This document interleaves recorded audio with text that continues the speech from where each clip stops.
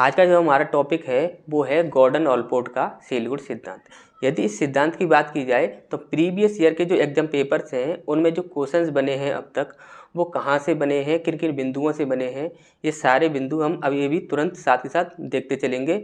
और दूसरी बात, इस टॉपिक को हम बिल्कुल ही डिटेल से पढ़ेंगे, क्योंकि इस टॉपिक को यदि आप डिटेल से नहीं पढ़ोगे तो जो एग्जाम में जो नए क्वेश्चंस बन कर आ रहे हैं, तो आप देखते हो कि जो नए क्वेश्चंस बनकर आ रहे हैं आप देखते हो कि ये क्वेश्चन कहाँ से आया है, तो आपको पता नहीं लगता ये क्वेश्चन कहाँ से आया है, लेकिन वो क्वेश्चन वहीं से आया है, उसी सिद्धांत से आया है जो सिद्धांत आपने पढ़ रखा है, लेकिन आपने उस सिद्धांत को इन डिटेल नहीं पढ़ा है। अभी आप किसी सिद्धांत को पढ़ते हो 5 से 10 मिनट में आप उसे कंप्लीट कर देते हो। यदि आप 5 से 10 मिनट में कंप्लीट कर रहे हो तो उसे इन डिटेल नहीं पढ़ रहे हो। यदि आप उसे इन डिटेल पढ़ोगे, इन डिटेल ही पढ़ोगे, तभी आप उससे संबंधित हर क्वेश्चन का आंसर कर पाओगे। तो स्टार्ट करते हैं आज का हमारा टॉपिक सीलगुड सिद्धांत। तो यदि देखिए, ये गॉर्डन ऑलपोर्ट का सीलगुड सिद्धांत है, लेकिन इससे पहले आपके जो एग्जाम में जो क्वेश्चंस पूछे जाते हैं सीलगुड सिद्धांत से, तो उनके ऊपर चर्चा कर लेते हैं। सबसे पहला जो क्वेश्चन रहता है आपका यही रहता है कि सीलगुड सिद्धांत जो है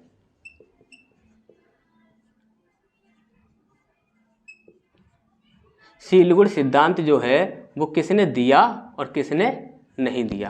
तो सबसे पहले आप यही बात याद रखोगे कि जो सीलगुड सिद्धांत है वो आपको 3 लोगों ने दिया था। सबसे पहला कोई भी नाम ले लेते हैं, ऑलपोर्ट। दूसरा और तीसरा,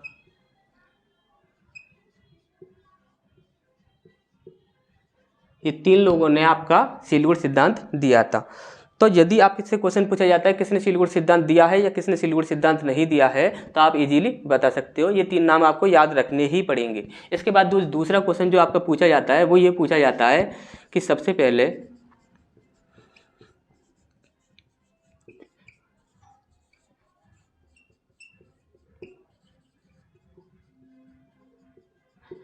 पहले जो सीलगुड की पहचान कराई थी वो किसने कराई थी।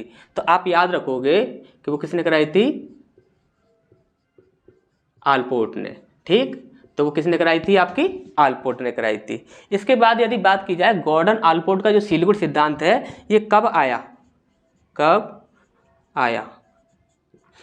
ये आया था आपका 1961 ईस्वी को। ठीक, 1961 ईस्वी को यह सिद्धांत आपका आया था। अब यदि पूछा जाता है कि ये जो ऑलपोर्ट थे ये कहाँ के निवासी थे, तो निवास कहाँ के थे इसके, ऑस्ट्रेलिया।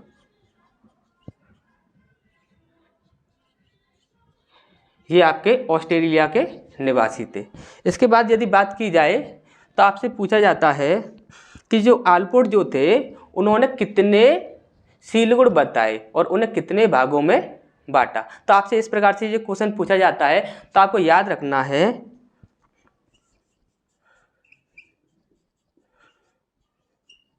ऑलपोर्ट ने 1922 में सीलगुड़ों का अध्ययन किया। 1922 में सीलगुड़ों का अध्ययन किया। इसके बाद 17,953 सीलगुड़ दिए। 17,953 सीलगुड़ उन्होंने दिए थे। आपसे यहाँ पर ये भी लिखा आता है कि 17,953 शब्द दिए। देखिए, शब्द का कोई मतलब नहीं होता।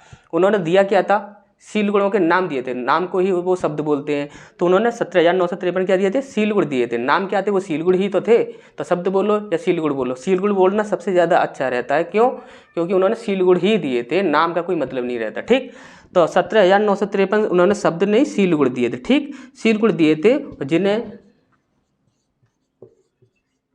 जिन्हें उन्होंने क्या किया, 450 भागों में बांटा।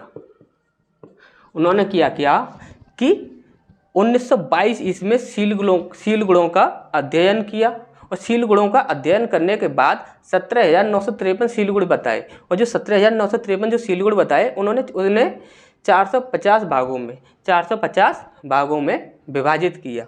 अब इससे संबंधित जो आपके एग्जाम में क्वेश्चन पूछे जाते हैं वो रहते हैं आपकी परिभाषा से, तो उसको देखते हैं। इससे तब तक आप इसका स्क्रीनशॉट ले लीजिए, फिर हम आगे बढ़ते हैं।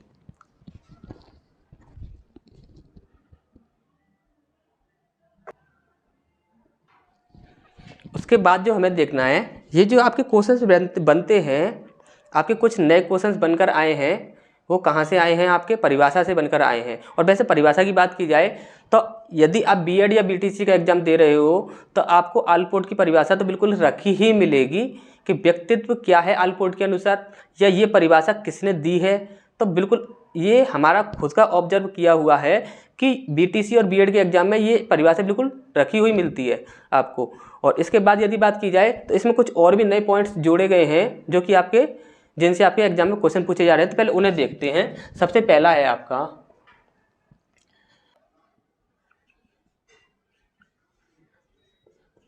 आलपोर्ट ने 1949 ईस्वी में, आलपोर्ट ने 1949 ईस्वी में 49 परिभाषाओं का अवलोकन किया।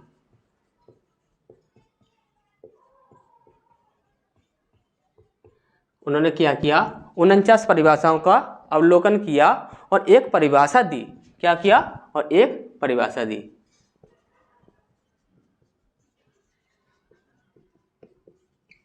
उन्होंने आलपोर्ट ने 1949 में 49 परिभाषाओं का अवलोकन किया। यदि आपको नहीं पता कि अवलोकन क्या होता है तो इसे समझ लीजिए, क्योंकि ये समझना बहुत ज़्यादा जरूरी है।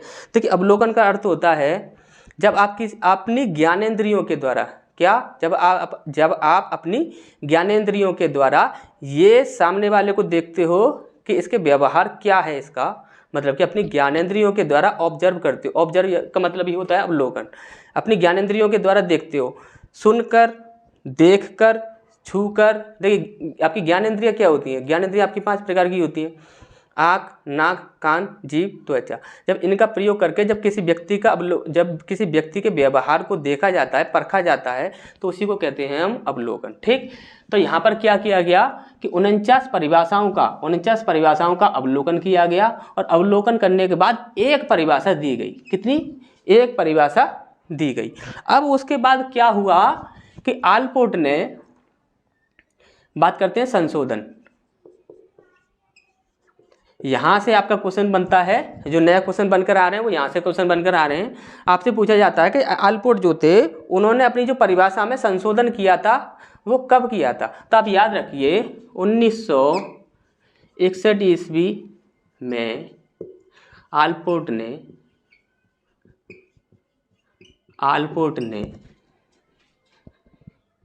यहाँ पर 49 था और यहाँ पर 52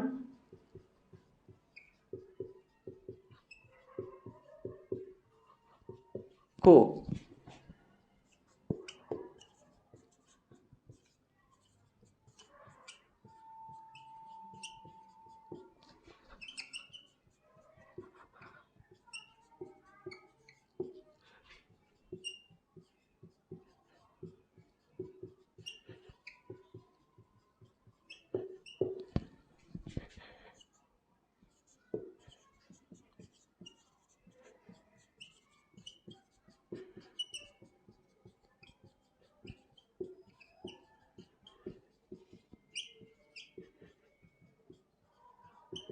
देखिए उन्होंने क्या किया था कि 1949 में 49 परिभाषाओं का अवलोकन किया। अभी हमने बताया था कि आपको अवलोकन क्या होता है। ठीक, तो अवलोकन किया और उन्होंने एक परिभाषा दी। अब उसके बाद जो उन्होंने 1949 में जो परिभाषा दी थी, अब क्या किया कि उसमें किया गया संशोधन क्यों किया गया? 1961 ईस्वी में आलपोर्ट ने 52 परिभाषाओं को, कितनी? 52 परिभाषाओं को संश्लेषित किया। अब संश्लेषण का अर्थ क्या होता है? यानी कि जितनी भी परिभाषाएं हैं उनको एकत्रित करना। क्या? एकत्रित करना। यदि संश्लेषण की बात की जाए तो देखिए संश्लेषण का अर्थ क्या होता है? यहाँ पर 1 2 3 4 5 6 7 ये 7 चीज़ें हैं जिनको हमें संश्लेषित करना है। ठीक, अब संश्लेषित करने का ये अर्थ नहीं है कि ये सारी चीज़ों को उठाकर यहाँ पर हमने रख दिया तो ये संश्लेषण हो गया। देखिए संश्लेषण होना ये भी एक संश्लेषण ही होता है कि सारी चीज़ों को उठाकर यहाँ पर पटक दिया, लेकिन संश्लेषण हमें क्या करना है, संश्लेषण में होता है अपने सामने जो भी समस्या आ रही है, हमारे सामने जो समस्या आ रही है उसके अनुसार जो हमारे पास जो वस्तुएं हैं या फिर जो भी चीज़ है हमारे पास, उसमें से उन चीज़ों को एकत्रित करना जो उस समस्या को हल कर सके। जैसे कि मान के चलिए हमारे पास एक समस्या है, उसको हल करने के लिए एक इसकी और इसकी आवश्यकता है, तो हम क्या करेंगे, इसे उठाएंगे, इसे उठाएंगे, इसे उठाएंगे और इसे उठाएंगे, इनको हमने एकत्रित कर दिया। ये है आपका संश्लेषण। इनको नहीं लेंगे, क्यों, इनकी हमें आवश्यकता नहीं है। किसी भी समस्या को, जो हमारे पास समस्या है उसे सुलझाने के लिए हमें इनकी आवश्यकता नहीं है, तो इनको नहीं लेंगे। हम किसको लेंगे, जिस समस्या को सुलझाने के लिए जिनकी आवश्यकता होगी सिर्फ हम उन्हीं को लेंगे। ठीक, तो इतनी सी बात आपको अच्छे से समझ आ गई होगी। इसके बाद हम बात करते हैं तो संश्लेषित किया, तो संश्लेषित का अर्थ आपको समझ आ गया है कि संश्लेषण उसने क्या किया और अपनी पुरानी परिभाषा में संशोधन किया और एक नई परिभाषा दी। ठीक, तो ये जो परिभाषा है आपकी, ये आपके एग्जाम में पूछी ही जाती है। UP TET, C TET, super TET, कोई भी एग्जाम दीजिए तो उस एग्जाम में आपकी पूछी ही जाती है। और यदि बीटीसी बीएड का एग्जाम दे रहे हो तो उसमें तो आपकी रखी हुई मिलेगी एग्जाम पेपर में। ठीक, तो उसके बाद ये परिभाषा क्या थी, तो आपकी जो परिभाषा थी वो थी व्यक्तित्व, व्यक्ति के भीतर उन मनोदैहिक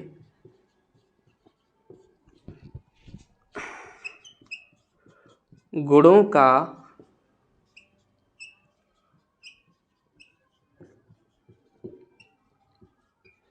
संगठन है जो वातावरण के साथ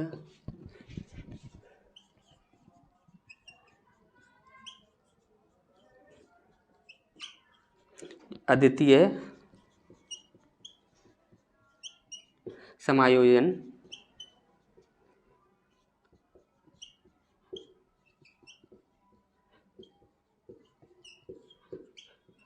देखिए, व्यक्तित्व व्यक्ति के भीतर उन मनोदैहिक गुणों का गत्यात्मक संगठन है जो वातावरण के साथ उसका अद्वितीय समायोजन निर्धारित करता है। ये जो परिभाषा दी थी, ये उन्होंने 52 परिभाषाओं को संश्लेषित, यानी कि उनका कहने का मतलब ये है कि 52 परिभाषाओं में से ऐसे शब्द निकाले, ये जो सारे शब्द हैं जो 52 परिभाषाओं में से निकाले गए हैं। देखिए ध्यान से देखिए, व्यक्तित्व व्यक्ति के भीतर उन मनोदैहिक गुणों का। अब यदि गुणों की बात की जाए ना, तो आप हमेशा ही याद रखिए, गुण जो होते हैं वो आपके 2 प्रकार के होते हैं। पहला होता है आपका जो कि हो आदत के रूप में होता है, दूसरा होता है आपका किसके रूप में होता है, शील गुण के रूप में होता है। ठीक, इतनी सी बात आपको समझ में आ गई। तो इनकी वो बात कर रहा है का गत्यात्मक संगठन। गत्यात्मक का अर्थ है यहाँ पर जो कि रुके ना।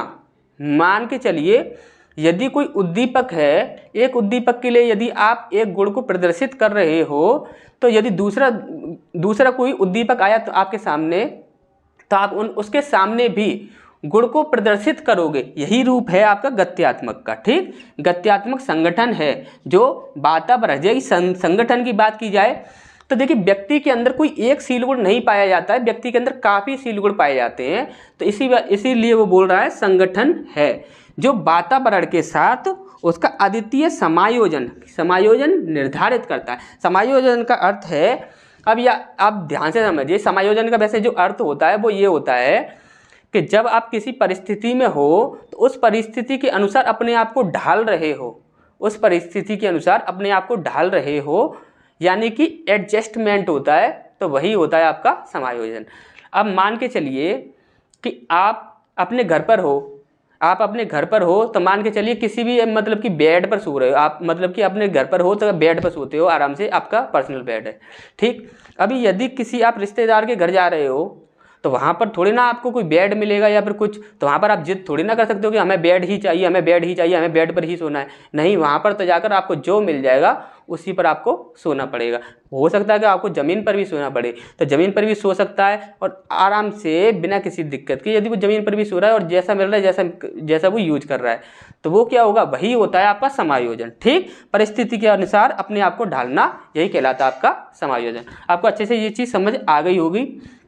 इसके बाद जो क्वेश्चंस आपके पूछे जाते हैं, तो यहाँ पर ये जो आपके नए क्वेश्चंस बनकर आए हैं, यहाँ पर ये वाला और एक ये वाला तो काफ़ी पुराना हो गया है, इस वाले को आप ध्यान से देख लीजिए, ये आपका काफ़ी इंपॉर्टेंट है। दूसरा संशोधन पूछा जाता है आपका, तो संशोधन आप बता दोगे कब किया गया, तो 1961 में किया गया।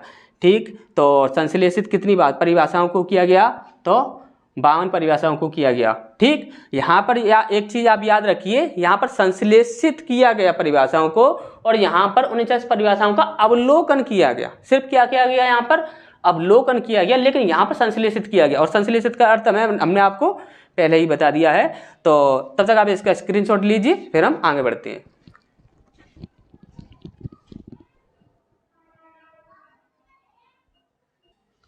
अभी जो हमें पढ़ना है वो पढ़ना है सील गुणों के बारे में। तो आलपोर्ट ने सील गुणों के बारे में क्या कहा। यदि देखा जाए सील गुणों के बारे में, तो बहुत से लोगों को ये नहीं पता होता कि सील गुण होता क्या है। यदि आपको ये नहीं पता कि सील गुण क्या होता है, तो आपने जो सिद्धांत पढ़ा है तो वो सिर्फ आपने रट्टा मारा है, इससे ज़्यादा कुछ नहीं किया। आपके एग्जाम में कोई भी क्वेश्चन आएगा, आपका जो निकल जाएगा, आप बोलोगे हमने जो भी सील गुण सिद्धांत पढ़ा उससे हमारा क्वेश्चन नहीं फंसा। क्यों नहीं फंसा? क्योंकि आपने सिर्फ उस सिद्धांत को रट्टा मारा था। सील गुण जो भी सिद्धांत था उसको आपने अच्छे से समझा ही नहीं। तो अब यहाँ पर जो हम सील गुण पढ़ने वाले हैं, बिल्कुल सील गुण को इस प्रकार से पढ़ेंगे, बिल्कुल ही अच्छे तरह से समझ जाएंगे कि सील गुण होता क्या है। आप यदि अपना देखोगे तो आपके अंदर जो गुण पाए जाएंगे उसमें से आप तुरंत बता सकते हो कि ये हमारे आदतें हैं और ये हमारे सील गुण हैं। अपना तो बता ही सकते हो, साथ में यदि आपके सामने वाले जो व्यक्ति है या आपका कोई मित्र है, आप उसका भी सील गुण बता सकते हो और उसकी आदतों को और सील गुणों को अलग अलग बता सकते हो उसे। तो स्टार्ट करते हैं सील गुण। तो सील गुण के बारे में जो आलपोर्ट ने बताया था, सील गुण के बारे में जो आलपोर्ट ने बताया था, तो वो क्या क्या था? विविध प्रकार के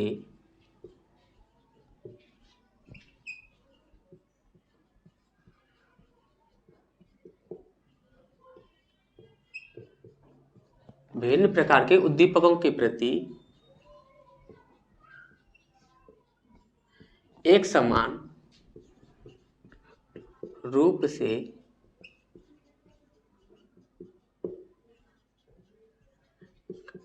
विभिन्न प्रकार के उद्दीपकों के प्रति एक समान रूप से व्यवहार करना, ये क्या कहलाएगा? हमारा सील गुण कहलाएगा। ये किसने बताया? आलपोर्ट ने बताया। ठीक, तो यदि इन डिटेल इसे समझा जाए, अभी आपको ये चीज़ अच्छे से समझ आ नहीं रही होगी, लेकिन हम आपको इन डिटेल इस चीज़ को अच्छे से समझाते हैं। मान के चलिए, इसे एक एग्जाम्पल के तौर पर समझते हैं।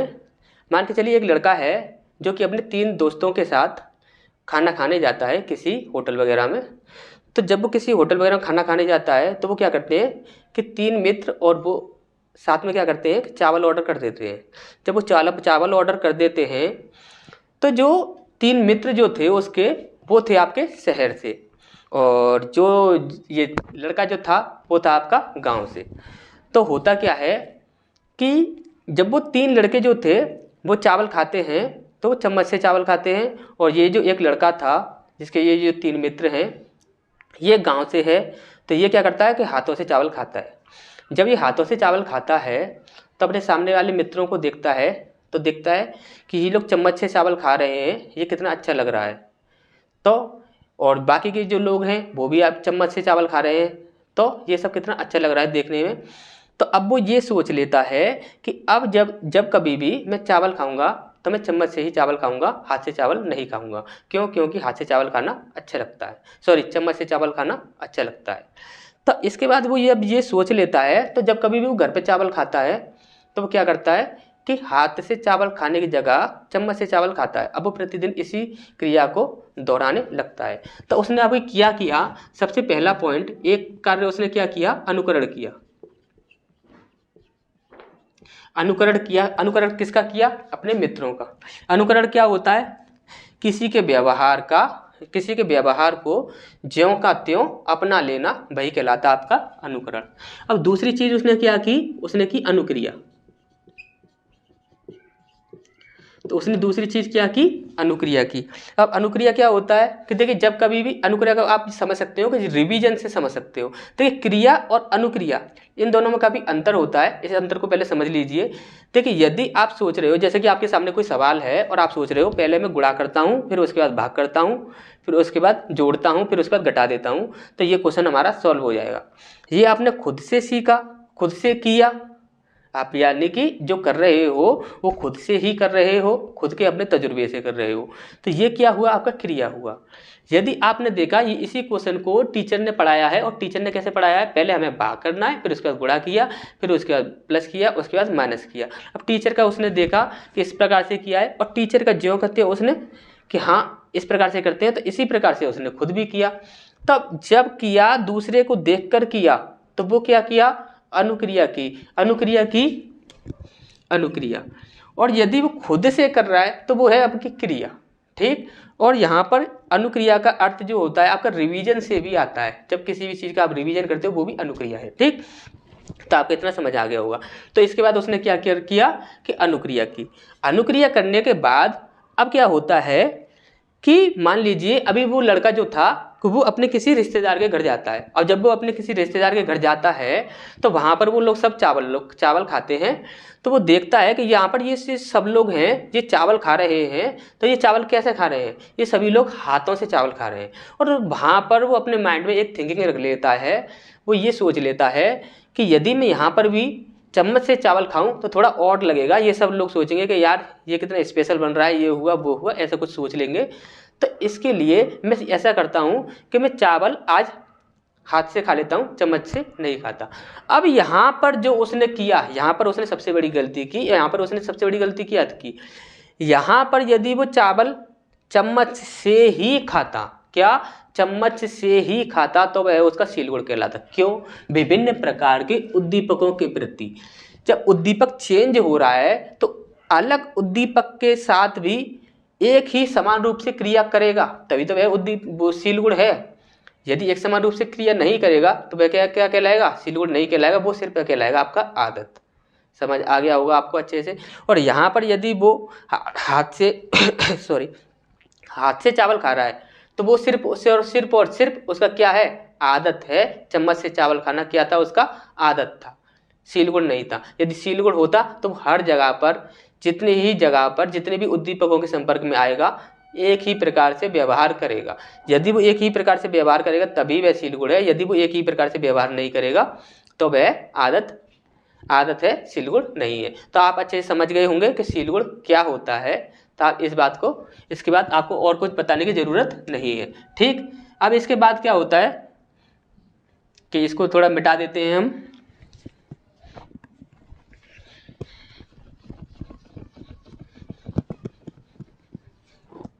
तो अब आपको पढ़ना है, आलपोर्ट ने सीलगुणों के लिए एक सूत्र दिया था। वो सूत्र एग्जाम में पूछा जाता है, तो उस सूत्र को हमें देखना है। सीलगुण बराबर गुण प्लस संगति प्लस स्थायित्व।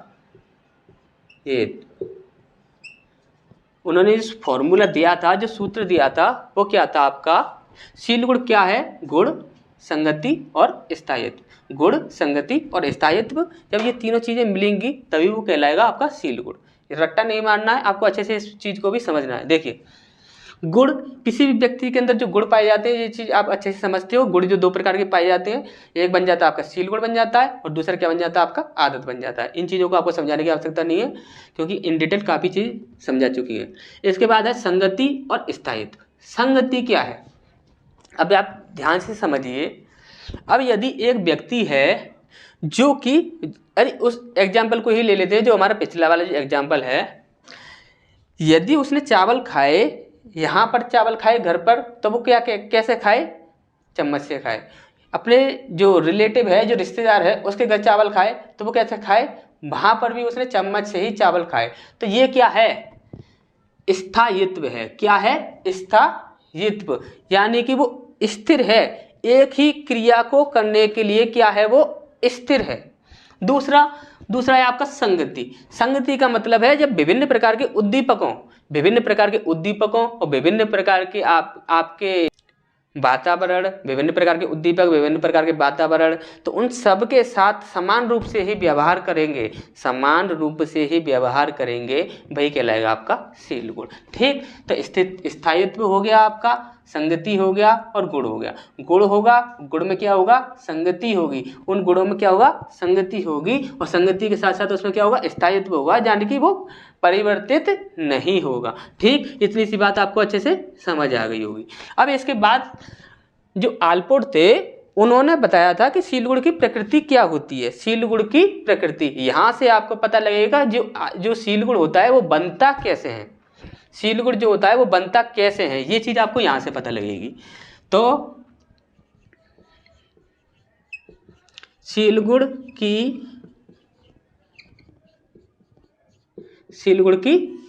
प्रकृति,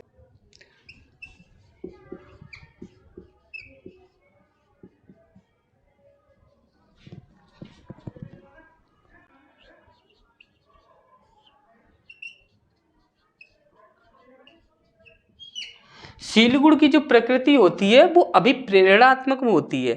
तो वो कैसे होती है, ध्यान से समझिए। अभिप्रेरणात्मक का मतलब आता है यहाँ पर तुरंत प्रेरित करना। ठीक, तुरंत प्रेरित करना। अब ये तुरंत प्रेरित से मतलब क्या आता है, तो तुरंत प्रेरित से मतलब आता है कि ये जो आपका, जब कभी भी आपका शील गुण होगा तो आप हमेशा याद रखिए, जब कभी भी आप एक उद्दीपक के पास जा रहे हो, एक उद्दीपक है आपका, उसके संपर्क में आ रहे हो, तो वो आपको प्रेरित करेगा कि हाँ इस क्रिया को कर।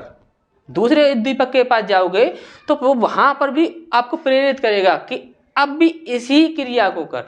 तो वो हमेशा ही आपको प्रेरित करता है, हमेशा ही आपको प्रेरित करता है। और ये जब वो लगातार आपको प्रेरित करता रहता है और आप उसकी बात मानते रहते हो, आप प्रेरित होते रहते हो और आप उसी क्रिया को करते हो, जब वो आपको प्रेरित करेगा आप उसी क्रिया को दोहराओगे।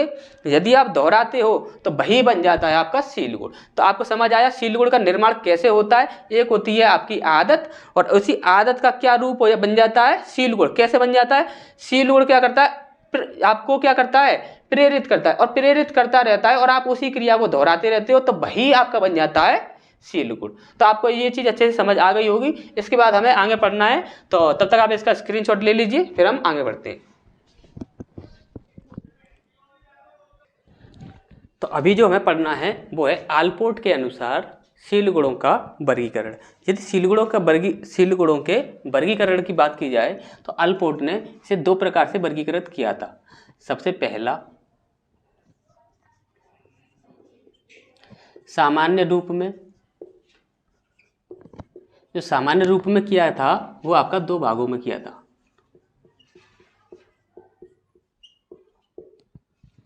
और उसके बाद दूसरा किया गया था आपका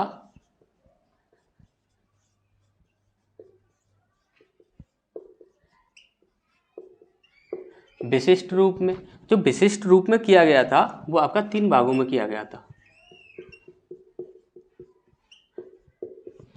तो सबसे पहले हमें देखना है सामान्य रूप से। तो सामान्य रूप से बात की जाए तो उसमें सबसे पहला आता है आपका, जिसका नाम है आपका सतही शील गुण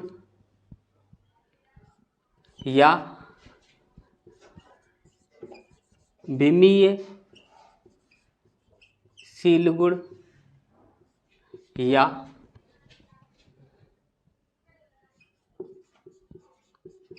सामान्य शील गुण, या इसे एक और नाम से जाना जाता है, वो है आपका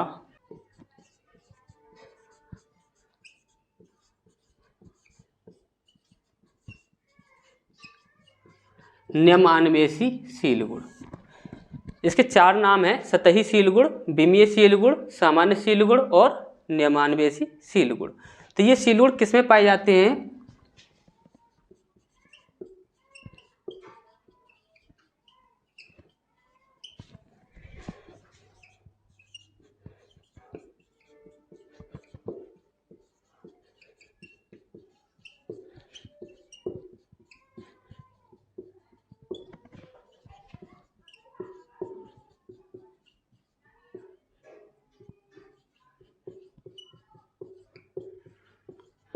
जो एक ही संस्कृति, स्थान व समाज में रहने वाले जो लोग होते हैं उनमें ये सील गुण पाए जाते हैं।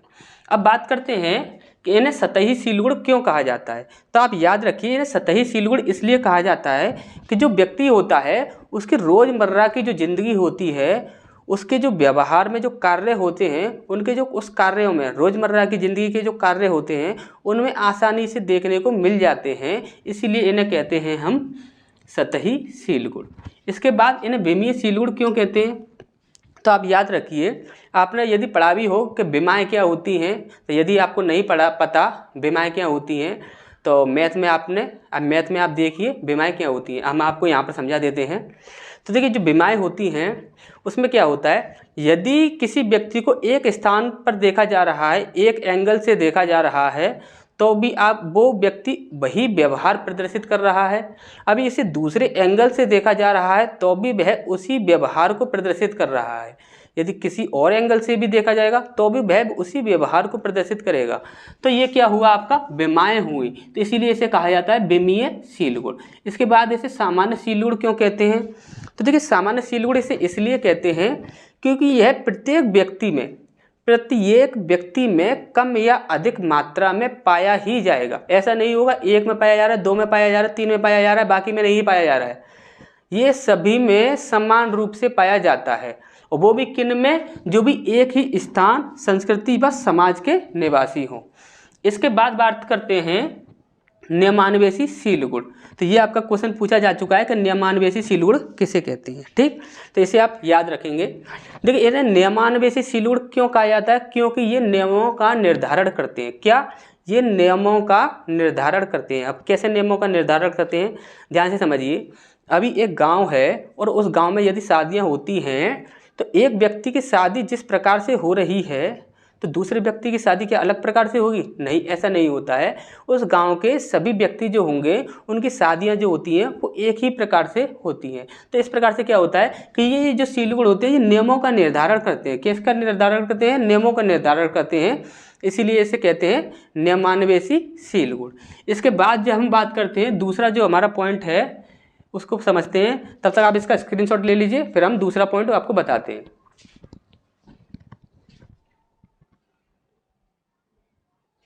और इसके बाद जो हमारा होता है दूसरा होता है सामान्य सील गुण का ही ये दूसरा रूप है। सबसे पहला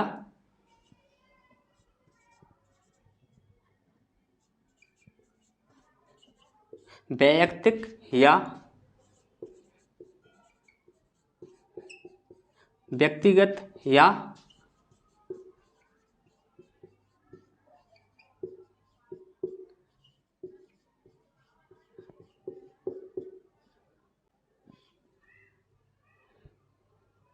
आकृतिक सील गुण, ठीक। यहाँ पर देखिए, वैयक्तिक सील गुण या व्यक्तिगत सील गुण या फिर आकृतिक सील गुण, तो इसे इन नामों से जाना जाता है। तो ये जो सील गुण होता है ये क्या होता है? एक ही समाज,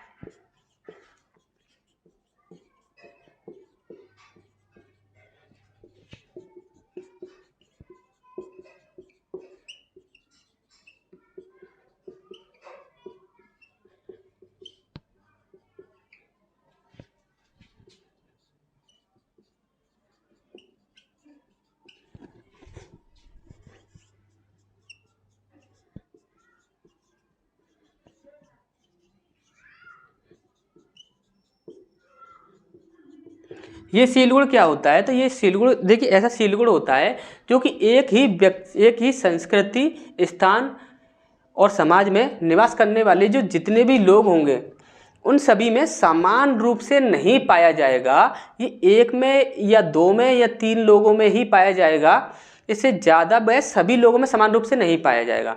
इसलिए इसे क्या कहते हैं हम? वैयक्तिक सील गुण कहते हैं।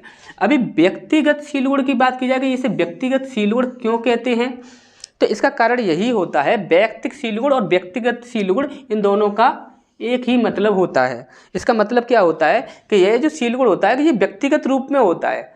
व्यक्तिगत रूप में जैसे कि आप समझेंगे कि एक व्यक्ति है जो कि एक कार्य को अच्छे से कर सकता है, तो ऐसा नहीं है कि दूसरा व्यक्ति भी उसी कार्य को अच्छे से कर सकता है, ऐसा नहीं होता है।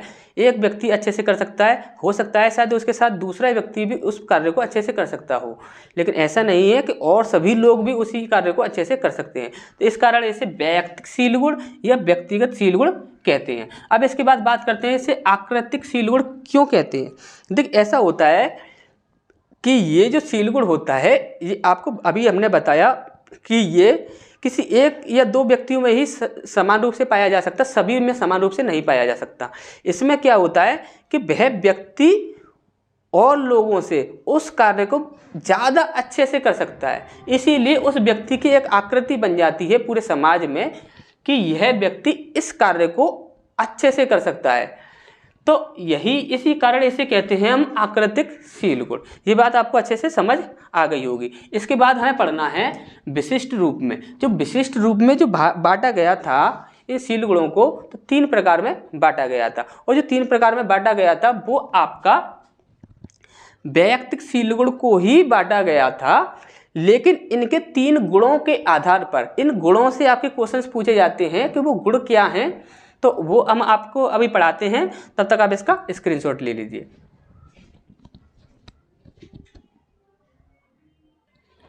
तो यहां पर आपको देखना है, आलपोर्ट ने वैयक्तिक सील गुणों को 3 गुणों के आधार पर बांटा। पहला गुण था आपका आवृत्ति, जिसे हम कहते हैं फ्रीक्वेंसी। उसके बाद है आपका तीव्रता, जिसे हम कहते हैं इंटेंसिटी। इसके बाद है आपका स्थिति की पहुंच, जिसे हम कहते हैं रेंज। इनके इन 3 गुणों के आधार पर 3 भागों में बांटा गया। किसको बांटा गया? वैयक्तिक सील गुणों को। तो सबसे पहला जो था आपका, वो था आपका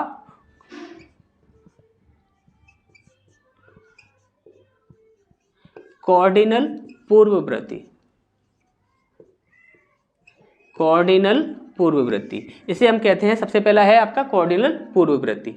इसे एक और नाम से जाना जाता है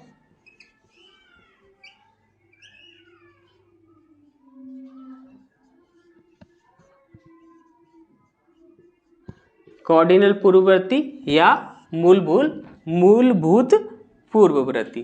तो इसका यदि बात की जाए तो सबसे पहले संख्या पूछी जाती है, तो इसकी संख्या होती है 1 से 2। उसके बाद आपका पूछा जाता है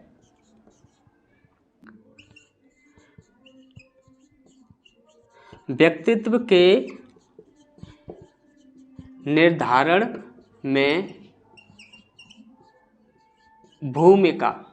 व्यक्तित्व के निर्धारण में भूमिका, तो भूमिका क्या रहती है इसकी? बहुत अधिक, बहुत अधिक। संख्या होगा व्यक्तित्व का निर्धारण में भूमिका, ये हो गया। इसके बाद है आपका व्यापकता। इसकी व्यापकता क्या होती है? तो व्यापकता होती है आपकी बहुत अधिक। अब इसके बाद जो लास्ट पॉइंट पूछा जाता है वो रहता है आपका प्रभाव। तो इसके प्रभाव से क्या होता है? व्यक्ति विश्व विख्यात बन जाता है। अब इसे ध्यान से समझ लीजिए। जो कॉर्डिनल पूर्ववर्ती जो होती है, जिसे हम मूलभूत पूर्ववर्ती भी कहते हैं, इसकी जो संख्या रहती है वो 1 से 2 ही रहती है प्रत्येक व्यक्ति में, किसी में भी जो भी पाई जाएगी तो 1 से 2 ही पाई जाएगी। इसके बाद व्यक्तित्व के निर्धारण में इसकी जो भूमिका होती है वो बहुत अधिक होती है। इससे उसकी किसी व्यक्ति का व्यक्तित्व पहचाना जाता है कि इस व्यक्ति का व्यक्तित्व इस प्रकार से है। दूसरा व्यापकता। व्यापकता का मतलब होता है विस्तार क्षेत्र। अब विस्तार क्षेत्र कितना होता है, तो इसका विस्तार क्षेत्र बहुत अधिक होता है। और इसे व्यापक क्षेत्र बहुत अधिक कैसे होता है, तो इसे समझिए आप लास्ट पॉइंट से, प्रभाव। इसका जो प्रभाव रहता है जो व्यक्ति को विश्व विख्यात बना देता है, विश्व विख्यात बना देता है। आप इसे ध्यान से समझेंगे तो आप समझिए कि विश्व विख्यात का मतलब क्या होगा कि पूरे विश्व में एक व्यक्ति को पहचाना जाएगा, तो वो क्या कहलाएगा, विश्व विख्यात। तो इसे थोड़ा एग्जाम्पल से समझते हैं हम। तो एग्जाम्पल के रूप में हम देखते हैं, एग्जाम्पल इसके यहीं पर ले लेते हैं। सबसे पहला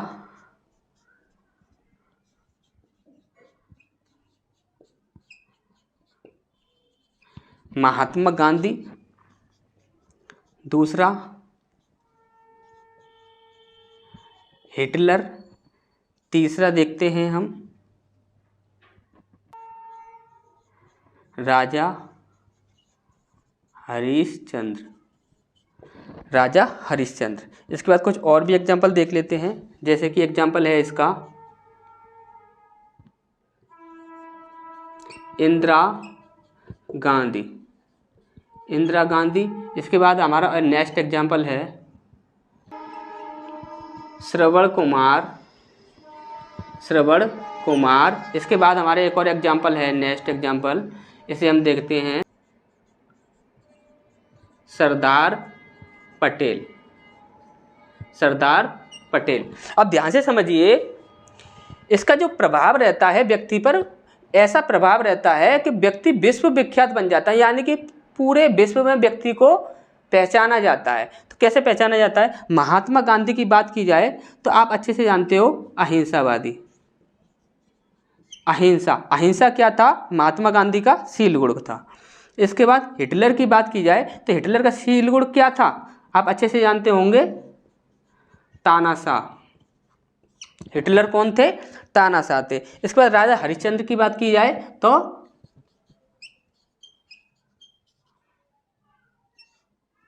सत्यवादी, सत्यवादी जो इनका शीलगुण था, उसके ही शीलगुण के नाम से ही इनको जाना जाता है कि ये क्या थे, आपके सत्यवादी थे। इसके बाद इंदिरा गांधी की बात की जाए तो निर्णय क्षमता, इनकी निर्णय जो क्षमता थी, किसी बात के ऊपर जो निर्णय लेने की जो क्षमता थी, इसके निर्णय क्षमता के आधार पर इनको पूरे विश्व में जाना जाता है। इसके बाद बात करें श्रवण कुमार की, तो श्रवण कुमार का था मातृ पितृ भक्ति, मातृ पितृ भक्ति किसका था, श्रवण कुमार का था। और सरदार पटेल की बात की जाए तो दृढ़ निश्चय, क्या, दृढ़ निश्चय। तो देखिए महात्मा गांधी का जो शील गुण था वो क्या था, अहिंसा, हिटलर का तानाशाह और राजा हरिश्चंद्र सत्यवादी, इंदिरा गांधी निर्णय क्षमता, श्रवण कुमार मातृ पितृ भक्ति और सरदार पटेल का दृढ़ निश्चय। यहाँ से आपके क्वेश्चन पूछे जा चुके हैं और पूछे जाते हैं, इसलिए हमने आपको कुछ नए टॉपिक, नए पॉइंट भी बता दिए हैं।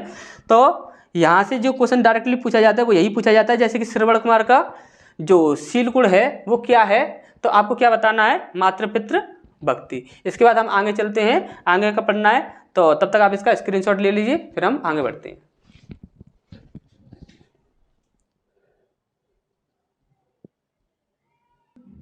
इसके बाद जो आपका दूसरा है वो है आपका केंद्रीय पूर्ववर्ती,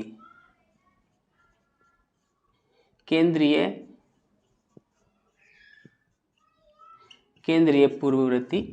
जो केंद्रीय पूर्ववर्ती होती है, इसकी आपसे पूछा जाता है संख्या, संख्या की बात की जाए तो प्रत्येक व्यक्ति में 5 से 10 से पाए ही जाते हैं। अब पूछा जाएगा व्यक्तित्व के निर्धारण में भूमिका,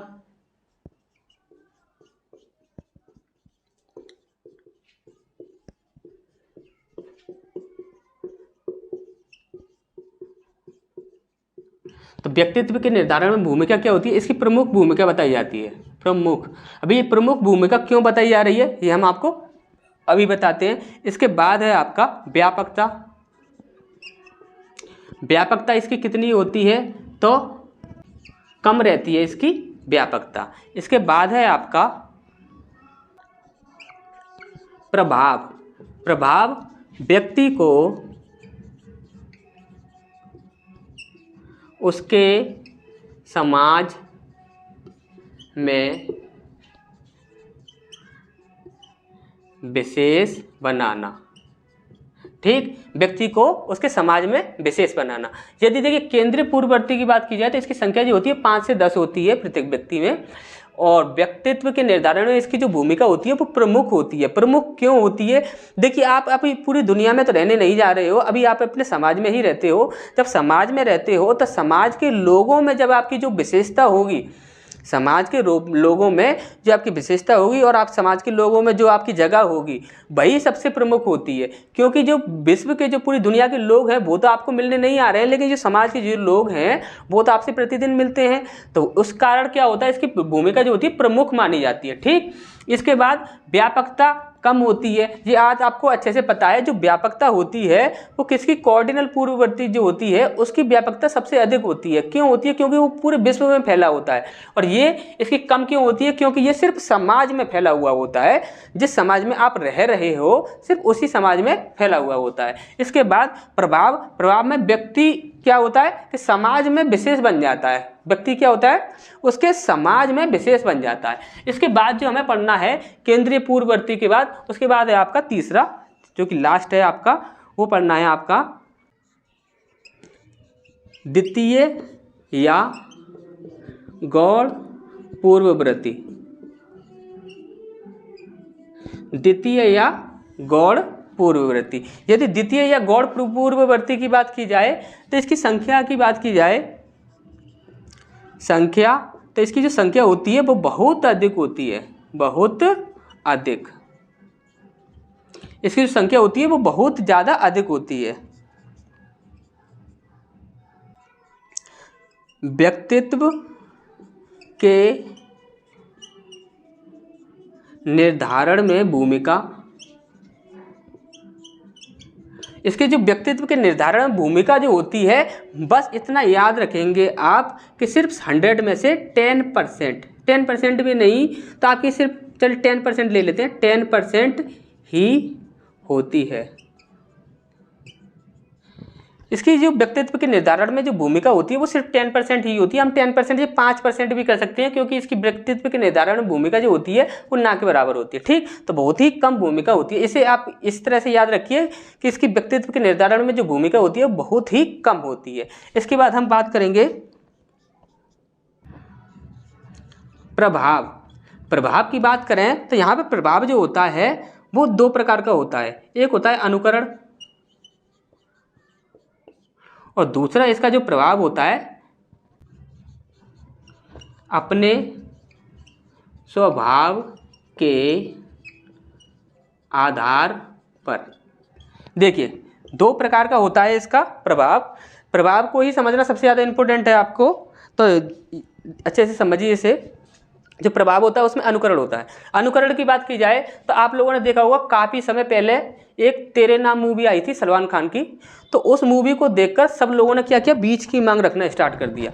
अब क्या होता है, कोई भी व्यक्ति आपको दिखता है कि ये ऐसा कपड़े पहन रहा है, या ये ऐसे ऐसे प्रकार से खाना खा रहा है, या इस प्रकार से ये व्यवहार करता है, या ये इस प्रकार से क्या कर रहा है कि ये काम कर रहा है, तो वो क्या करते हैं, लोग ना उनका अनुकरण कर लेते हैं। लोग उनका अनुकरण कर लेते हैं। जैसे कि अभी कोई नई मूवी आई और मूवी में अभी कोई, जैसे कि अभी मान के चलिए कोई टोपी निकल कर आई, टोपी आ गई, अब किसी नई डिजाइन की कोई टोपी आ गई, तो लोग क्या कर देंगे, उस टोपी को खरीदना स्टार्ट कर देंगे और उसी टोपी को पहनना स्टार्ट कर देंगे। तो वो क्या होता है, वो आपका व्यक्तित्व को प्रदर्शित नहीं करता है, वो सिर्फ आपका अनुकरण ही होता है। सिर्फ दूसरे व्यक्ति का आप क्या कर रहे हो, अनुकरण कर रहे हो। अभी किसी ने नई हेयर स्टाइल निकाली, कोई नया सॉन्ग आया, उसमें नई हेयर स्टाइल आ गई, तो क्या करते हैं लोग, उसी की तरह से जो हेयर स्टाइल होती है वो रख लेते हैं। तो वो क्या होता है आपका, वो आपका अनुकरण होता है सिर्फ। इसीलिए बोला जाता है कि यहाँ पर जो द्वितीय या गौड़ पूर्ववर्ती होती है, इसकी व्यक्तित्व के निर्धारण में भूमिका बहुत ही कम होती है। ठीक, अभी आप समझिए अपने स्वभाव के आधार पर, अपने स्वभाव के आधार पर क्या होता है कि जैसे कि अभी आप देखते हो कि एक व्यक्ति होता है जो कि पैंट पहनना पसंद करता है। अब दूसरा व्यक्ति जो होता है पजामा पहनना पसंद करता है। अभी एक व्यक्ति होता है जो जीन्स का पैंट पहनना पसंद करता है। अभी एक व्यक्ति होता है जो कि क्या हुआ, सादा कपड़े वाला पैंट पहनना पसंद करता है। अभी एक व्यक्ति है जो कि टी शर्ट्स पहनना पसंद करता है। एक व्यक्ति है जिसे टी शर्ट अच्छी ही नहीं लगती, वो सदैव शर्ट में ही रहता है, शर्ट ही पहनना पसंद है उसे। तो अपने स्वभाव के आधार पर इस प्रकार से होता है ये, और अनुकरण के आधार पर जब कोई दूसरे व्यक्ति का अनुकरण कर लेता है तो उस प्रकार से होता है। तो यहाँ पर आपने द्वितीय या गौड़ पूर्ववर्ती अच्छे से समझ ली होगी। इसके बारे में और इतनी डिटेल नहीं होती है, बस इतना ही समझना है आपको। इसको सिर्फ 10% ही मानेंगे, या फिर ये व्यक्तित्व के निर्धारण में ना बहुत कम इसकी भूमिका रहती है। इसके बाद यदि बात की जाए तो ये जो आपका जो सिद्धांत था आलपोर्ट का सीलगुड सिद्धांत, इससे संबंधित आपके एग्जाम में जितने भी क्वेश्चंस बनते हैं और जितने भी पॉइंटों से आज तक क्वेश्चन बने हैं वो सारे ही पॉइंट हमने आपको कवर कराए हैं। यदि आपको किसी भी प्रकार की दिक्कत आई है इस सिद्धांत में तो आप कमेंट बॉक्स में कमेंट कीजिए और आपके कमेंट का आंसर किया जाएगा, और आपकी जो भी परेशानी होगी उसे हम सॉल्व करेंगे। या कमेंट के आधार पर यदि सॉल्व कर देंगे तो कमेंट के आधार पर ही इसे सॉल्व कर देंगे। यदि कमेंट के आधार पर सॉल्व नहीं हो पाएगा तो आपके लिए स्पेशल एक वीडियो बना दिया जाएगा, उसमें आपकी जो भी प्रॉब्लम होगी उसे सॉल्व कर दिया जाएगा। तो मिलते हैं फिर नेक्स्ट पार्ट में।